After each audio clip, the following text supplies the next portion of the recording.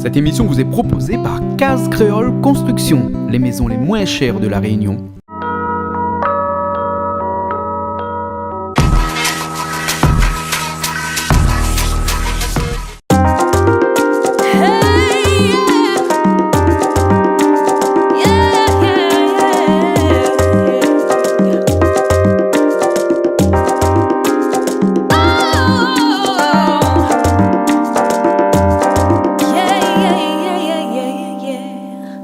Bonjour à tous, nous les attendrons, nous savons un monsieur qui fait du yoga. Ouais, chez nous aussi, nous avons deux personnes, il fait de la culture un petit peu plus asiatique comme ça, hein, le yoga. Alors, je ne connais pas si le yoga il vient de l'Inde, de Chine, quoi. En tout cas, il y a un endroit là-bas en Asie, mais ça va aller un petit coup. Et puis après, il va expliquer à nous un petit peu c'est quoi le yoga. C'est bon? Allez, ça va.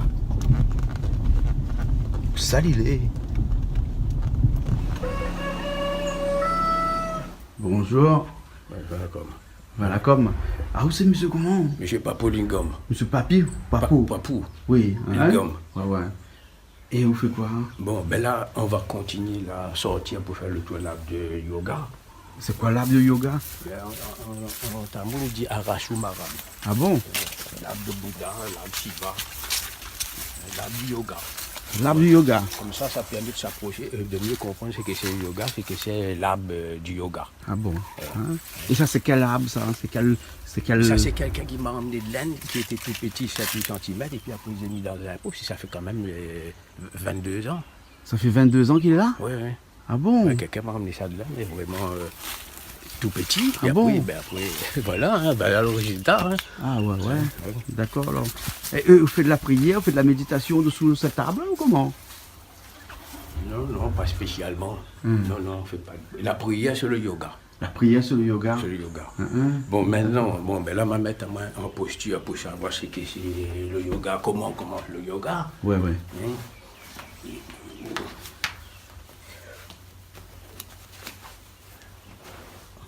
Alors, ce que c'est le yoga? Le yoga, c'est une nouvelle sensation, un nouveau départ, à des simples exercices.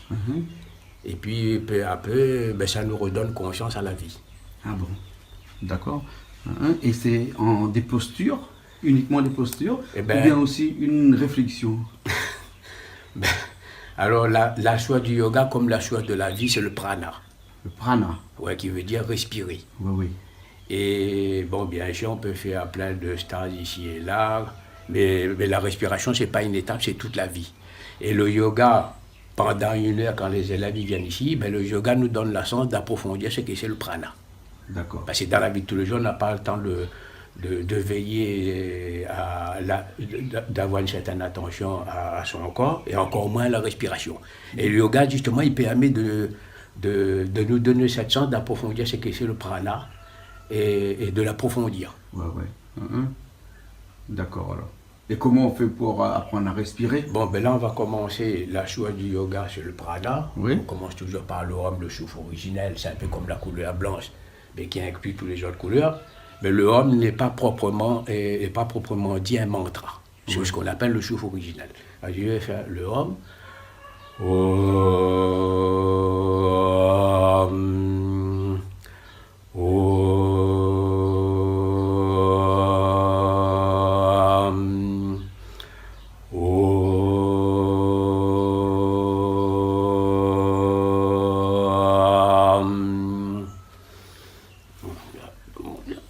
Bon, là, on fait l'offrande pour le ciel. Pendant la montagne, les mains jointes. Bon, ensuite, on va faire la première... Et ce homme-là, c'est une vibration qu'on crée à l'intérieur de notre corps? Oui, ça permet de... il faut penser le cœur quand on fait le Il faut Om. penser le cœur? Oui. Ah, d'accord. Ouais, ça travaille sur le méridien du cœur. Ça permet de détendre aussi tous les organes internes, pas uniquement le cœur, mais tout. Et chaque séance de yoga commence comme ça, normalement? Oui. Oui. Des fois debout, des fois assis, mais on travaille tous les asanas. D'accord. Il y a 3 asanas essentiels, la posture debout, la posture de l'arbre, comme je disais, l'arbre de yoga. Et ensuite, il y a la posture assise, c'est la montagne. Et la solidité, stabilité, posture assise. Et la posture allongée, savasana, posture méditation, relaxation. Puis je mets un CD pour guider un peu les élèves. Comment s'allonger comment localiser la conscience dans les différentes parties du corps. D'accord. Et ensuite, là on va faire ce que c'est le Sandra Bedi. À gauche, c'est le cœur.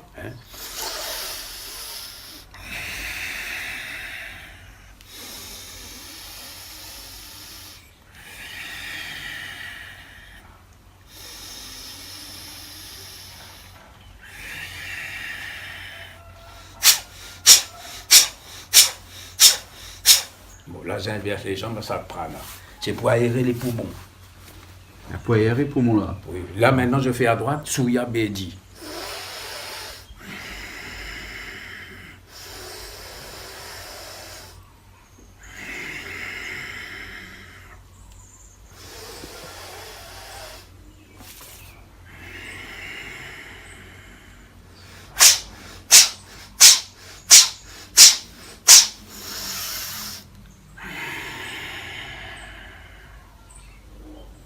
Une fois on a fait ce que c'est le Sandra Bedi et Souya Bedi, et bien on ferme les yeux quelques instants, le dos droit, les épaules tombent naturellement, bras détendu, le ventre détendu en expansion vers le bas, et on observe, on localise la conscience dans l'intérieur des narines, on observe les sensations.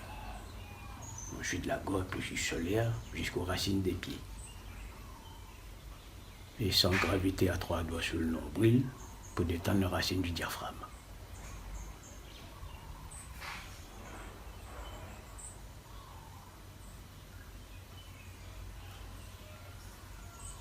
Voilà. Et c'est comme quand quelqu'un se réveille le matin, il faut bien faire sa toilette. C'est plus qu'un besoin vital. Le yoga, c'est comme faire son bain tous les matins. Ah d'accord. Donc il faut une séance quotidiennement? Dans la mesure du possible, oui. Ah ouais. Moi, je fais 20 minutes tous les matins. Et puis, j'ai plusieurs cours par semaine en collectif, lundi, mercredi, et samedi et dimanche. Ici même, et aussi au Case Petit Bazar à Saint-André. Et une fois qu'on a fait ses toilettes le matin, bien sûr, si on a le temps, il faut bien ouvrir les portes, les fenêtres pour aérer les chambres. Nous, il faut aussi aérer les poumons pour libérer les bronches, les alvéoles. C'est ça le sens prana. Ah, d'accord. C'est très important, c'est nettoyer le terrain, nettoyer le corps. D'accord. C'est pas une méthode de guérison, mais ça a beaucoup d'effets. C'est une méthode de bien-être. Ça a beaucoup d'effets physiologiques. Et surtout, à ce que le fait de faire des pranas, ça permet d'apaiser les colères, l'agitation. Et ce qu'on appelle les maladies non identifiées, la culpabilité, les angoisses, etc. La liste est longue. Mais le plus souvent, c'est pour apaiser, calmer l'agitation, les colères, l'angoisse, la culpabilité. Alors là, je vais faire un autre prana. C'est comme ça. Je vais faire Kapalabhati. D'accord. Pour apaiser l'agitation, dégager les tensions internes. D'accord. Pour dégager les tensions internes, les tensions de la vie de tous les jours. Et particulièrement l'agitation, la colère, l'empressement, la culpabilité, les angoisses, les soucis, etc. C'est ce qu'on appelle les maladies non identifiées. Alors, je vais faire Kapalabhati.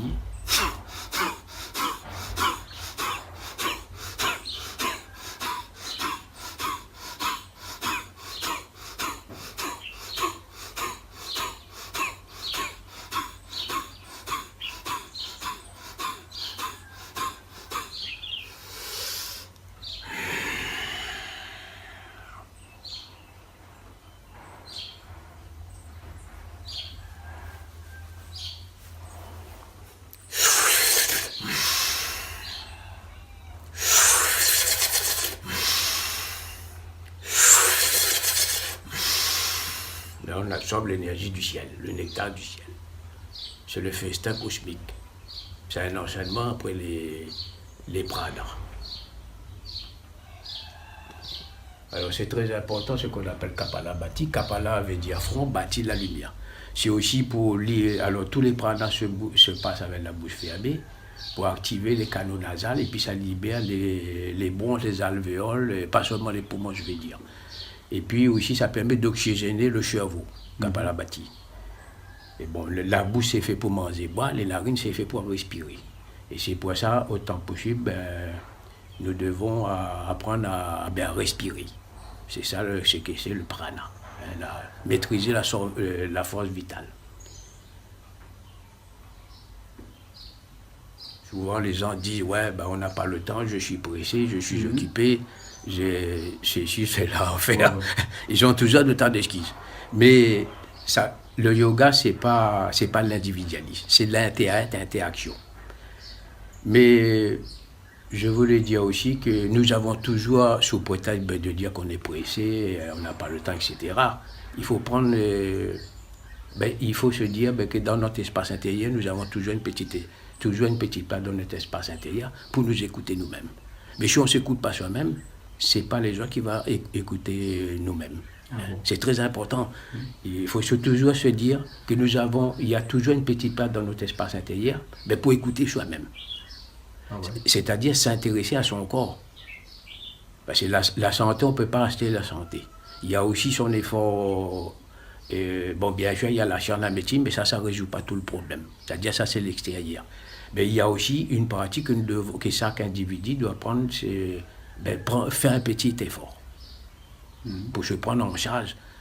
Se prendre en charge. Hein. Il y a aussi, c'est une démarche, c'est un très bon. Le yoga, c'est créer un bon karma. C'est une affaire intime et fondamentale.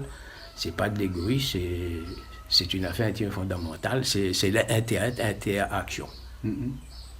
Ah, d'accord. Et est-ce que le yoga là, est une religion, un mode de vie, ou presque à la limite une philosophie? Moi, je dirais plutôt c'est un art de vivre, ou mode de vie. Hein. Mais c'est comme ça. C'est comme quelqu'un qui se réveille le matin, comme je disais tout à l'heure, il faut qu'il fasse son bain, il faut qu'il fasse sa toilette. Mais le yoga, c'est exactement ça. La question ne se pose même pas. C'est plus qu'un besoin vital. C'est les lois de la nature. C'est les lois de la nature. D'accord. Bon, mais comme nous avons on a tous, aujourd'hui, on vit dans une époque où les gens, les yeux sont rivés sur les Internet, les ordinateurs, les ceci, cela. Du coup, ils oublient leur corps. Et le yoga, c'est de s'intéresser à son corps. C'est de le prendre soin avec la plus grande attention. C'est ça, le yoga. Et le bébé, quand il est né, au bout de 9 mois de gestation, il pousse son premier souffle originel, mais on ne lui a pas appris à respirer. Et puis, peu à peu, c'est pour ça qu'on considère l'enfant comme un adulte jusqu'à l'âge de 7 ans. Et après, il rentre dans l'âge d'adolescent, on fait son éducation. Ensuite, il rentre dans l'âge d'adulte, c'est réussir en un mot. Mais quand l'individu, il découvre que tout ça ne suffit plus à son bonheur, c'est-à-dire réussir à ceci, réussir à cela, automatiquement se tourne vers lui-même. C'est-à-dire la spiritualité, la religion. Il y a beaucoup de voies, chacun ses sensibilités, chacun a un karma différent, mais c'est l'évolution de la conscience humaine. Et le yoga permet de retrouver ce souffle originel. Parce que l'enfant, quand il est né, on ne lui a pas appris à respirer. Après, on lui montre A, B, C, D. On fait son éducation, quel que soit l'alphabet du monde. Et après, c'est obligatoire, c'est important. Cette éducation philosophique, c'est très important. Il faut bien mettre l'enfant sur le banc de catéchisme pour ceux qui veulent aller au catéchisme ou au temple, et à l'école, etc. Bon, il fait son cheminement. C'est très important. Et après, c'est là qu'il va décider pour son avenir, que ce soit philosophie ou religieuse. Mais ça ne suffit pas. Ça ne suffit pas.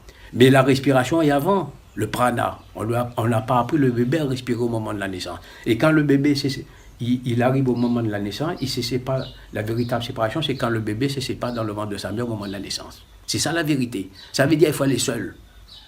C'est ça yoga. On ne peut pas respirer pour moi, je suis là pour les donner des indications, pour les aider par la pratique et l'exercice. Il faut mettre le corps en exercice. Ouais. Parce que je ne vais pas m'amuser. Je ne vais pas m'amuser à passer mon temps à courir les mots. Vous voyez ce que je veux dire? ouais. Eh ben, c'est comme ça. Hein? Il faut s'intéresser à son corps. Et la choix de la vie, comme la choix du yoga, c'est le prana, c'est la respiration. D'accord. Et ça, c'est pas une étape, c'est toute la vie. D'accord. Et en parlant de posture, en parlant du corps lui-même, hein, quelle est la posture le plus connue dans le yoga qu'on fait généralement à la base même? Ben, la base, j'ai dit tout à l'heure, il y a trois postures. Il y a la posture de la montagne, c'est-à-dire la posture assise en demi D'accord, lotus comme ça, jusqu'à lotus. oui. Ben, la montagne, inspire une montagne, ben, c'est la stabilité, la solidité. Oui. Ensuite, ensuite, on va sortir, après il y a la posture de l'arbre. Oui. La posture de l'arbre. Je fais la posture de l'arbre, hein.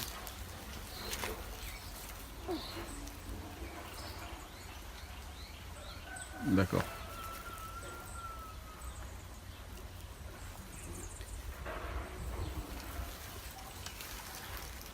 La posture de l'arbre, c'est-à-dire la posture debout. D'accord. Posture debout. Là. La posture de l'arbre, c'est la posture debout. Ouais, ouais. On dit Vriksasana dans le yoga. Hein. Bon, après, il y a beaucoup de variantes. Hein. Ouais, ouais. Il y a beaucoup de variantes.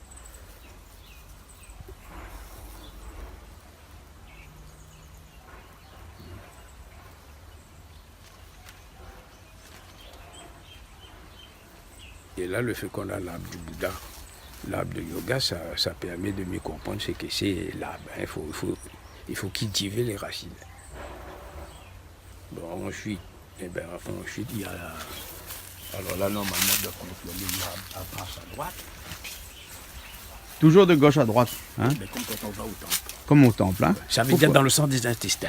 Ah, dans le Souvent, sens on a des tendance intestins. de dire c'est dans le sens des aiguilles du monde, Oui, oui. mais en réalité, c'est dans le sens des intestins. C'est pour ça qu'on va toujours vers la droite. D'accord. Et le yoga est issu de la religion indienne ou de la religion tamoule ou Mais bien? le yoga a commencé en Inde il y a plus de 5000 ans. Mhm. Plus de 5000 ans. Oui. Hein? À partir du bouddhisme? Ah, beaucoup avant. Beaucoup avant? Beaucoup avant. Beaucoup avant. Oui, ouais, parce que ouais. le bouddhisme a 2500 Parce que la ans, religion tamoule a 5000 ans. Oui, mais, Hein? mais le yoga, mais si on réfléchit bien, comme je disais tout à l'heure, Oui. l'enfant, quand il arrive au monde, on ne lui a pas appris à respirer. Oui, oui.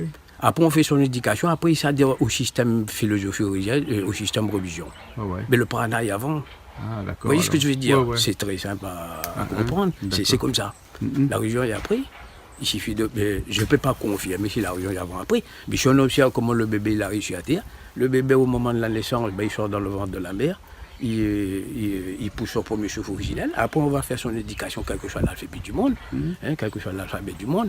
Et après, il va décider à quel courant philosophique religieux il va s'adhérer.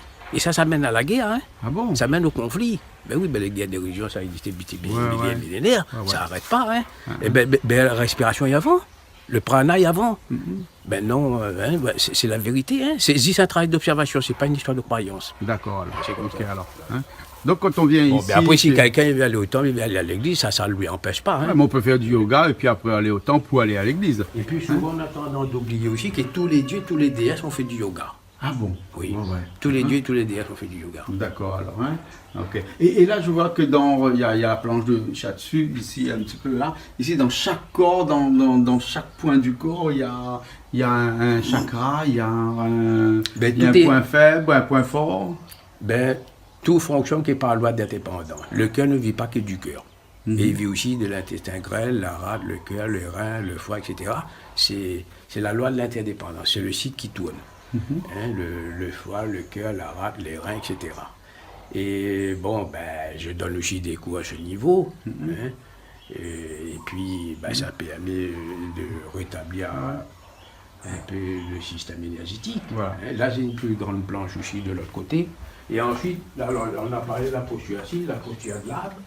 Et après, il y a aussi la posture allongée, hein, Savasana. En fait, là, parce que moi, j'ai fait 17 ans en métropole. Ouais, ouais. Ça fait 20 ans que je suis retourné ici.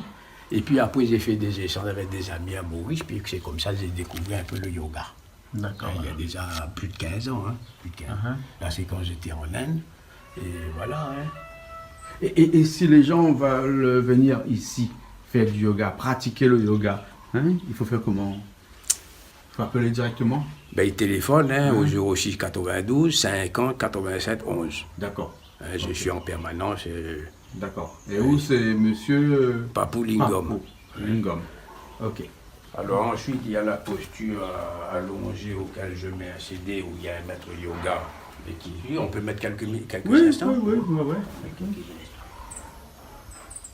J'essaie de bien positionner le corps, de bien placer la nuque, la zone lombaire, qu'on appelle le creux des reins, en extension.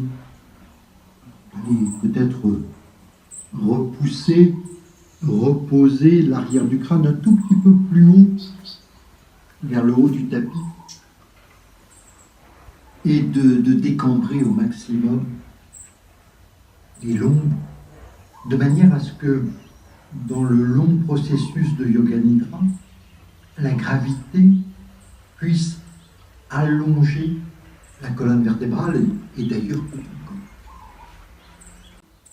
Pendant quelques instants, de ne rien faire.